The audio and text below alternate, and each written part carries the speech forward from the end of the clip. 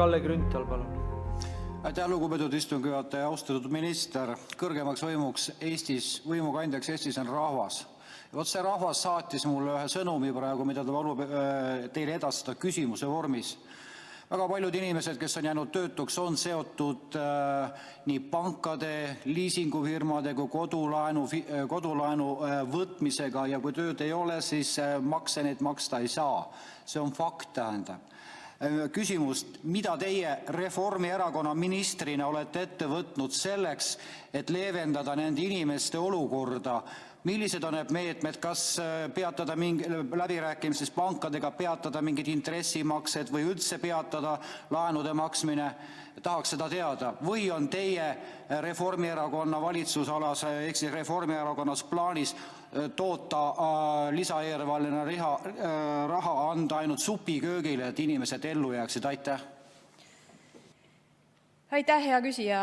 Selle lisaeelarve kõige suurem eesmärk on, et neid inimesi, kes töö kaotaksid, oleks võimalikult vähe ka selles kriisis. Ja et inimesed saaksid hoolimata sellest, et tööandjad on praegu väga suurtes raskustes, säilitada oma töökoha. Neid inimesi, kes juba on töö kaotanud, nagu te viitate, kindlasti puudutab just nimelt töötutoetuse maksmine, millest me ka eespool rääkisime ja mis on meede ja võimalus, mida kasutada tuleb. Ja ka nende puhul peab see eesmärk ikkagi olema see, et kui nad on töö kaotanud, võimalikult kiiresti endale uuesti töö leiaksid.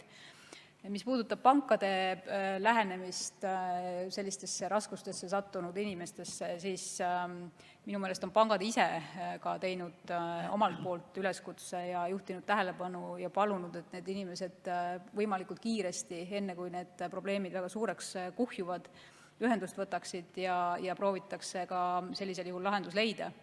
Teie küsimus puudutas küll siis töötajaid, kes on töö kaotanud, aga ma lihtsalt kasutan seda võimalust muuhulgas, et meelde tuletada ka seda, mis puudutab ettevõtjaid, tööandjaid ja maksude tasumist, sest et ka selle kohta küsitakse, kas sel aastal praeguses kriisifaasis on võimalus kasutada siis maksude ajatamist ja on võimalus ka intresse vähendada. See võimalus on olemas ja jällegi soovitus on võimalikult kiiresti enne probleemide tekkimist siis maksuhalduriga ühendust võtta ja lahendus leida, et kui on võimalus rakendada sellist automaatset kiiret ajatamist, see puudutab siis alla 20 000 euroseid võlgu ja seda, kus graafik on kuni 12 kuud, siis nende puhul automaatselt rakendatakse ka intressi 100%-list soodusmäära või soodustust, aga soovitus on tõesti, et mitte jääda ootama seda, kui juba probleemid kuhjuvad, vaid maksuhalduriga ühendust võtta, sest et soov paindlikult läheneda ja kiiresti lahendus leida on kindlasti olemas ka maksuametil. Aitäh. Kalle Grünthalil on protseduuriline. Aitäh, tähendab, austatud minister.